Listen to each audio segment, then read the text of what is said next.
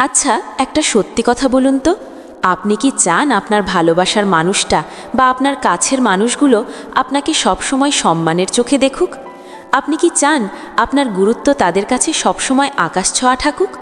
যদি উত্তর হ্যাঁ হয়, তবে এই মুহূর্ত থেকে কিছু কথা নিজের পেটের ভেতর হজম করা শিখুন। বিশ্বাস করুন, এমন কিছু কথা আছে যা আপনি আবেগের বশে বলে ফেলেন, আর ঠিক সেই মুহূর্তেই আপনার পার্সোনালিটি বা ব্যক্তিত্ব অন্যের কাছে মাটির সাথে মিশে যায়। নিজেকে খোলা বইয়ের মতো সবার সামনে মেলে ধরবেন না, কারণ খোলা বইয়ের প্রতি মানুষের আগ্রহ খুব দ্রুত শেষ হয়ে যায়। আজ আমি আপনাকে এমন কিছু গোপন সূত্র বলবো যা আপনাকে আর 10 জনের চেয়ে আলাদা এবং শক্তিশালী করে তুলবে। নমস্কার বন্ধুরা, আজকের আলোচনাটা একটু অন্যরকম, কিন্তু জীবনের জন্য ভীষণ জরুরি। আমরা প্রায়ই ভাবি প্রিয় মানুষের কাছে বা কোনো নারীর কাছে সব সত্যি কথা বলে দিলেই সম্পর্ক ভালো থাকে, কিন্তু বাস্তবতা হলো অতিরিক্ত সততা অনেক সময় বোকামির পরিচয় হয়ে দাঁড়ায়। আজ আমরা জানব নিজেকে মানসিকভাবে শক্তিশালী রাখার উপায়গুলো। মূল আলোচনায় যাওয়ার আগে ছোট্ট একটা অনুরোধ, আপনি যদি জীবনে নিজের ভ্যালু বাড়াতে চান এবং নিজেকে একজন হাই ভ্যালু মানুষ হিসেবে গড়ে তুলতে চান, তাহলে এখনই ভিডিওটিতে একটি লাইক দিয়ে দিন। আর যারা আমাদের পরিবারে নতুন, তারা সাবস্ক্রাইব করে বেল আইকনটি চেপে দিন, কারণ এখানে আমরা জীবন বদলানোর কথা বলি। দেখুন, পৃথিবীটা খুব অদ্ভুত। এখানে মানুষ শক্তির পূজা করে, দুর্বলতার নয়। আপনি যখনই কারো কাছে নিজেকে খুব সহজলভ্য বা দুর্বল হিসেবে উপস্থাপন করবেন, মানুষ আপনাকে ব্যবহার করার সুযোগ খুঁজবে। বিশেষ করে নারীদের সাইকোলজি বা মনস্তত্ত্ব বুঝতে হলে আপনাকে একটু কৌশলী হতে হবে। যে 5টি কথা নারীদের কখনো বলতে নেই বা যে কোনো মানুষের কাছেই গোপন রাখতে হয়, সেগুলো নিয়েই আজ আমি বিস্তারিত কথা বলবো। এগুলো মেনে চললে দেখবেন মানুষ আপনাকে নিয়ে ভাবতে বাধ্য হচ্ছে। 1. নিজের দুর্বলতা বা গোপন ভয়ের কথা। প্রথমেই যে বিষয়টি মাথায় গেঁথে নিতে হবে তা হলো নিজের দুর্বলতা বা ভয়ের কথা ভুলেও কাউকে বলবেন না। ধরুন, আপনি কাউকে বিশ্বাস করে আপনার মনের গভীর কোনো কষ্টের কথা বা ভয়ের কথা বললেন। আপনি ভাবছেন এতে হয়তো সে আপনার প্রতি সহানুভূতি দেখাবে বা আপনাকে আদর করে সান্ত্বনা দেবে, কিন্তু বাস্তবে কি হয় জানেন?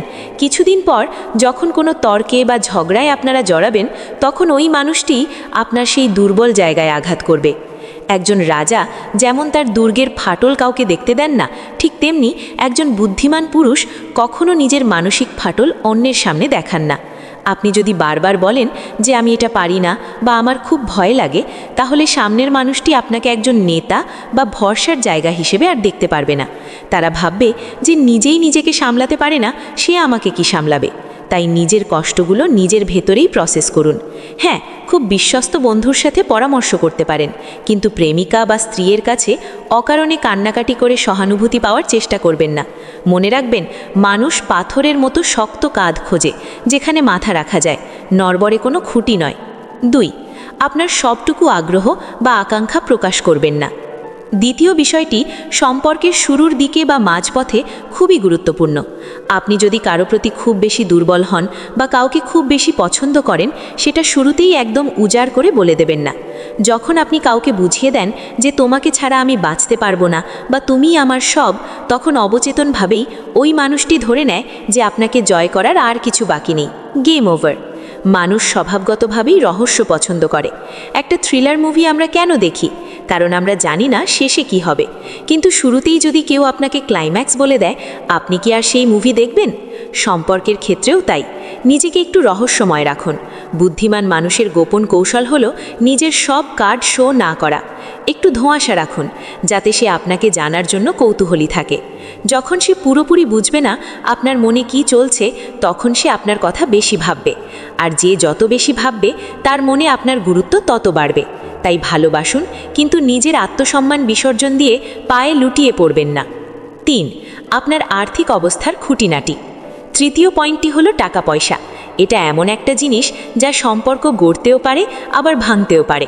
আপনার কাছে কত টাকা আছে, আপনার ব্যাংকে কত ব্যালেন্স, বা আপনি ভবিষ্যতে কত টাকার মালিক হতে চলেছেন, এসব নিয়ে অহেতুক বড়াই করবেন না।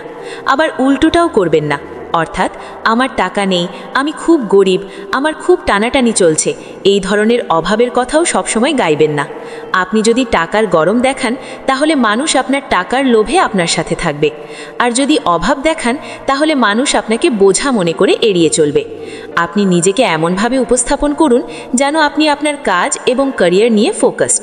টাকার অঙ্কটা গোপন থাকাই ভালো।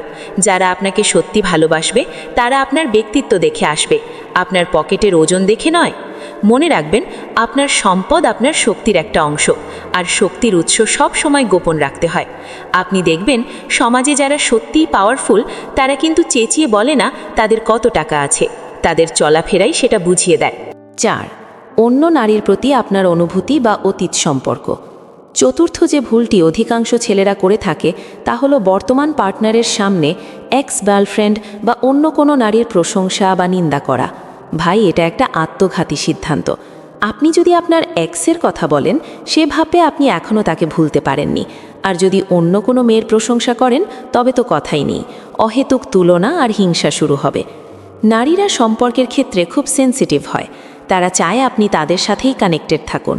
যখন আপনি তৃতীয় কোনো ব্যক্তিকে কথার মাঝে টেনে আনেন তখন ফোকাসটা সরে যায়। এমনকি আপনার অতীত সম্পর্কের তিক্ত অভিজ্ঞতার কথাও বারবার বলবেন না, যেমন আমার আগের গার্লফ্রেন্ড আমাকে ধোঁকা দিয়েছে বা সে খুব খারাপ ছিল।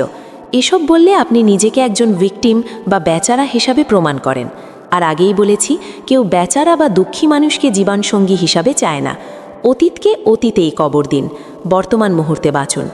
আপনার নীরবতাই প্রমাণ করবে যে আপনি অতীত থেকে মুভ অন করেছেন এবং আপনি মানসিকভাবে কতটা স্টেবল।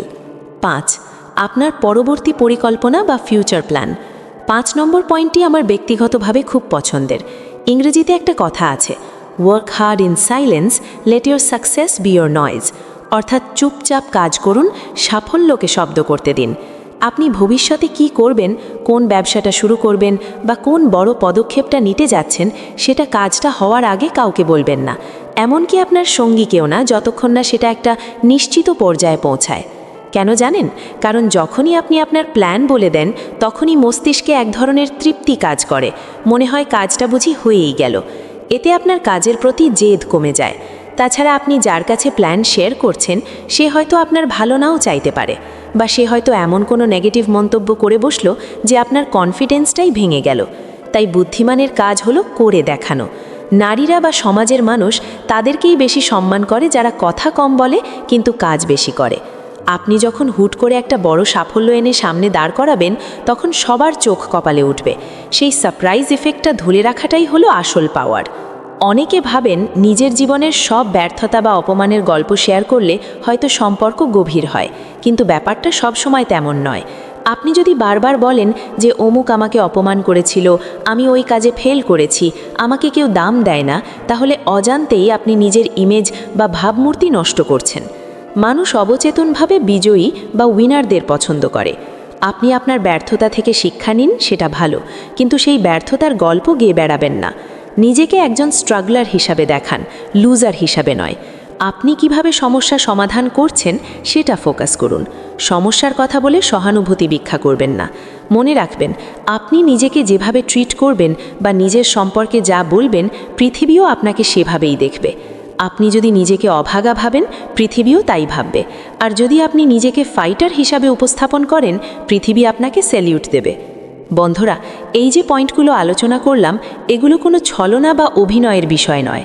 এগুলো হলো নিজের ব্যক্তিত্বকে ধরে রাখার কৌশল। নিজেকে একটা দুর্গের মতো ভাবুন। সেই দুর্গের দরজা সবার জন্যে সবসময় খোলা রাখলে শত্রুরা সহজেই ঢুকে পড়বে। একটু রিজার্ভ থাকতে শিখুন, কম কথা বলা, ভেবেচিন্তে উত্তর দেওয়া এবং নিজের ইমোশন বা আবেগের ওপর নিয়ন্ত্রণ রাখা, এগুলোই একজন পুরুষকে প্রকৃত অর্থে আকর্ষণীয় করে তোলে।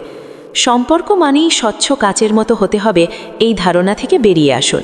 সম্পর্ক সুন্দর রাখতে হলে কিছুটা স্পেস, কিছুটা রহস্য এবং প্রচুর সম্মানের প্রয়োজন। যখন আপনি নিজের বাউন্ডারি বা সীমানা ঠিক রাখবেন, তখন অন্যরাও আপনাকে সমীহ করে চলবে। নিজের জীবনের লাগামটা নিজের হাতে রাখুন। কেউ যেন খুব সহজে আপনার মুড অফ বা অন করতে না পারে। আপনি তখনই শক্তিশালী হবেন যখন আপনার খুশির চাবিটা আপনার নিজের পকেটে থাকবে, অন্য কারো হাতে নয়। আশা করি আজকের এই আলোচনা আপনার চিন্তাভাবনায় একটু হলেও পরিবর্তন আনবে। ভিডিওটি একদম শেষ করার আগে আপনাদের কাছে আমার একটা প্রশ্ন, আজকের এই পয়েন্টগুলোর মধ্যে কোনটি আপনার কাছে সবচেয়ে বেশি যুক্তিসঙ্গত মনে হয়েছে কমেন্ট করে অবশ্যই জানাবেন। আমি আপনাদের কমেন্ট পড়ার অপেক্ষায় থাকব। আর হ্যাঁ, ভিডিওটি যদি আপনার একটু উপকারে এসে থাকে তাহলে লাইক করতে একদম ভুলবেন না। আপনার একটা লাইক আমাকে পরবর্তী ভিডিও বানাতে অনেক উৎসাহ দেয়। আর যারা এখনও সাবস্ক্রাইব করেননি তারা এখনই চ্যানেলটি সাবস্ক্রাইব করে আমাদের পরিবারের সদস্য হয়ে যান। দেখা হবে পরের ভিডিওতে আরও নতুন কোনো টপিক নিয়ে। ততক্ষণ পর্যন্ত ভালো থাকুন, সুস্থ থাকুন এবং নিজের ভ্যালু বজায় রাখুন। ধন্যবাদ।